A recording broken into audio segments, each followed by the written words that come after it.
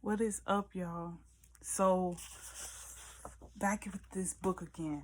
Man, I'm not halfway there, but I'm pretty good into this book. Like, when I tell you I love this book, I love it so much. Like,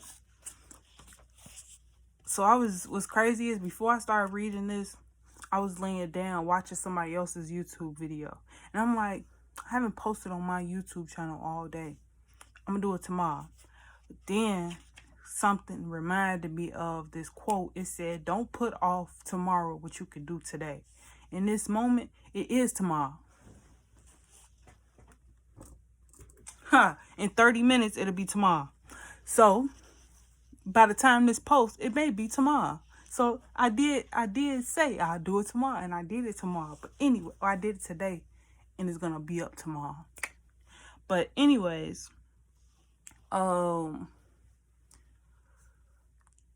this story, it reminded me of full circle moments. Like, I'm a person where I have a strong knowing in the fact that we reap our karma.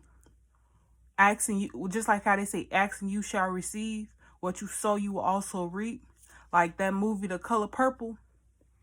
I catch you. What's crazy is, I gotta say this because I've been doing this for like the past 3 days. And ever since I seen The New Color Purple, I've been doing this since then. But when Celie did this to Mr., oh my goodness. I don't know why I keep doing this, but listen to her. Like my video. Like it. Comment. Do something. They need to have emoji just going like this.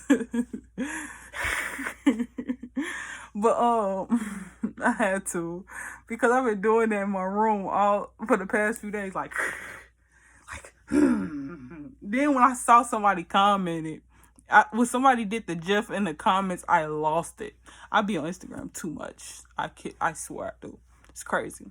Too much. But going back to what I was talking about, full circle moments. So in the book, okay, pause. I'm gonna tell you the whole story. So this woman was pregnant and she didn't want to keep the baby. She knew she was not able to raise that child properly. So she did what any smart person would do. And she made a decision to give the child a better life. Like, if you truly know in your heart that you're not able to do something, do not force a responsibility onto yourself that you know you cannot handle. Like me personally, I'm going to be honest. When I was 17, I had an abortion. At 17, I knew that I could not bring life into this world successfully. Not only, like, what's crazy is not only would my body would not allow it. I knew that I didn't have that in me. I didn't build that in me yet. So my best decision was the decision that I made. And don't get me wrong, it was kind of tough, like to make a decision like that, to do it. Then what's crazy is the after. Like, people don't talk about the depression of decisions like this. People always say, you're not supposed to do this, you're not supposed to do this. But it's like, you don't know why I made the decision in the first place, and you don't know what I went through after I made that decision. Yeah, you could try to beat someone up for making a decision like that, but you got to look at the circumstances first before you can shame and blame someone for that. Like, everybody have their reasons. And it's like, my reasons were what they was. I could not, so I did not. Simple. And that's the same thing that this lady did. She knew she couldn't. She knew she was bringing a child into this world, but she could not raise it. So what she did not raise it, but she held space for that child to come back to her life. She stayed in the same place where she was when the baby was born. And she held space for her child to grow up into who she was supposed to be, in someone else's care. And what's crazy is, it's not like she went to a random person. She didn't know her the best, but she knew her well enough to ask her, can you take my child? Can you take in my child? Can you raise my child? She didn't know that the person that she chose was a lady who couldn't bear children. So when she asked her that, that was a gift from God for her. Like she was talking about how she literally, when she, like her first few months of being into this world, she did not let anybody besides her and her husband watch her child, because that's how much of a treasure, how much of a blessing that baby was to her. So the lady knew she couldn't raise it, and she gave it into this loving lady's hands who desired to be a mother. And it's like the child grew up. She grew up like she had an amazing life. Like, they didn't really go into her story, but she had an amazing life. They took a whole, like, a scrapbook of all her memories and stuff. But then when the girl, what's crazy is the girl name is Cindy, and the mother who raised her name is Carla, and the mother's name is Suzanne. Yeah. And but what was I at? Oh, so when the daughter got older, when she was pregnant with her daughter, she started going through some kind of situation where they said that something was gonna happen. They had to make a choice between the mother and the child, and something happened to where they didn't have to. I guess they didn't have to make that decision or something, because they didn't go into full detail with that. But the first thing that the adoptive mother did was she went and found her birth mother with the permission of her daughter, and they went and shared that love. They went and caught up. She took the scrapbook, and they went and caught up, and they just shared this bond of love, and the child that they literally created together. Because it's like, even though that was her birth mother, her adoptive mother is who raised her. But in a sense, the way that they looked at the situation, she had two moms. And then time went past, and she brought the baby girl and she came to see her. But what's crazy is, when she was in labor, she didn't want to see her mom. She wanted nothing to do with her. But it's like life came full circle. They were sitting on the same couch that she was sitting on, like, I think she had said 19 years ago. She was 19 years when she had her first child, Cindy. And it's like, she said it was a full circle moment on how it all came together, because in that room is where they made that decision on what they was going to do with this child's life. And it's crazy how the child came with her own child to go see who made her. And it was really dope to me, mainly because I'm a sob for those type of stories, mainly because I wasn't raised with my mom. My grandma raised me. So that really hit home, because, like, it's just an experience that if you know, you know.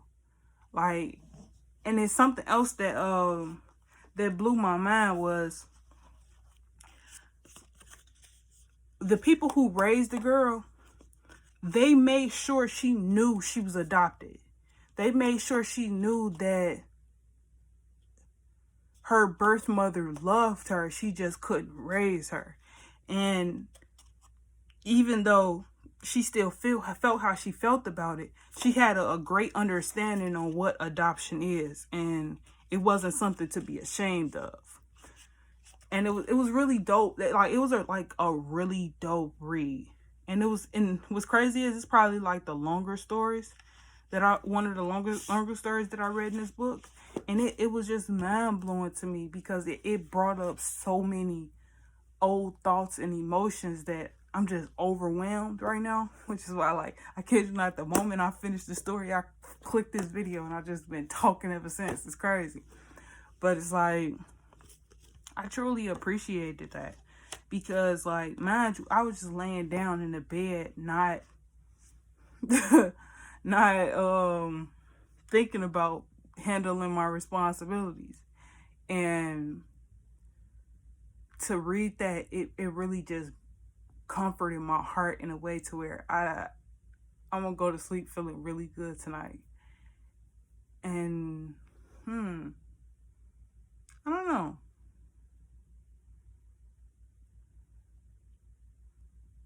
But the thing that's on my mind is take nothing for granted. Look at everything as if it is the best thing in the moment, because it is literally, quite literally, the best thing in the moment. Appreciate time for what it is. Don't waste your time.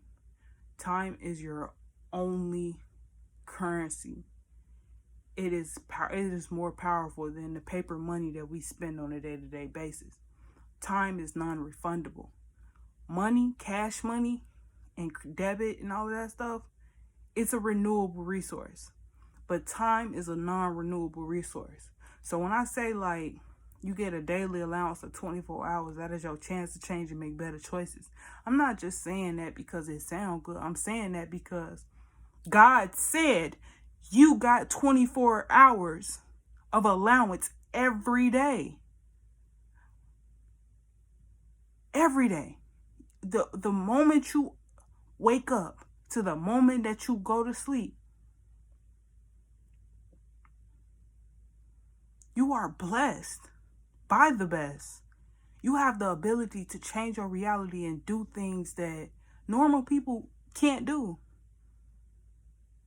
And you can also do the things that normal people can do. You can be abnormal. You can be weird. You can be corny. You can be funny. You can be lovable. You can be hateable.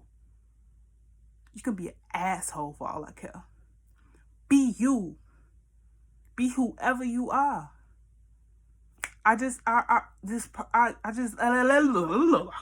Please. I ain't got time for no tripping words. I just joined an Instagram channel where a lady is doing a reading list. So I guess she's doing 24 books and within this year or whatever, or like whatever session till she finish it. But the book is called, I forgot what all it's called, but the word that's sticking out to me is authentic. Unapologetically and authentically. And when you spend your time wisely, that's the energy that you live in. You're in that being energy. And what's crazy is 2 videos just popped into my head. I just shared a video of JB Prickster talking about cruel people. And I'm going to mention this video again, a video of Joey Badass.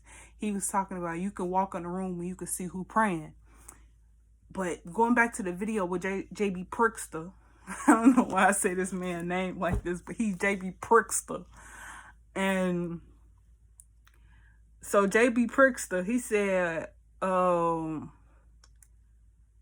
did JB Prickster say? He said you could tell who's being cruel because it's in our natural human instinct to judge, to rip something apart and investigate it with our senses, all of our senses, with our sense of knowing, with our sense of smell, taste, feels, sight, hears, and whatever else it is that I may have forgotten.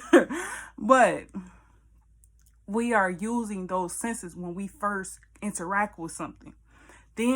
But he said that it takes a certain level of being, a higher level of being, in order to tap into that being part of you, that human part of you. Because your first instinct is your animalistic instinct. Mind you, we are all mammals. Don't forget that. Your first instincts is your animalistic reactions. But once you elevate a little bit and you get to that higher level, you're at that being level where you are a human. And that's where your compassion and your empathy and all of those gushy feelings, that's where they come from. That's why you feel emotions, because that's your emotional body. Yeah, as you rise up levels, you realize there's levels to it. But just like it's your chakras. Your when you get rooted, when you get grounded, that's your animalistic instincts. Your being, when you can feel compassion, you feel empathy, that is your sacral chakra. Hence the orange. I just gotta say that. Hence the orange. But that's your sacral chakra. And in your sacral chakra, that's where you feel empathy. That's where you feel compassion. That's when you aren't sympathizing with people, but you're putting yourself in their shoes, and you're realizing life. You're seeing how life looks from their perspective in order to realize certain truths about your own. You get this level of understanding that can only be gained from that emotional body. I didn't even mean to make this video that long, but I'm loving it because that just came out and I needed it. And it was crazy as my words was trying to trip up on me, and God didn't allow it. So shout out to the Most High for this message. And I ain't gonna even leave you with a little shade extra 2 cents. I'm gonna just leave you with this. Peace and love.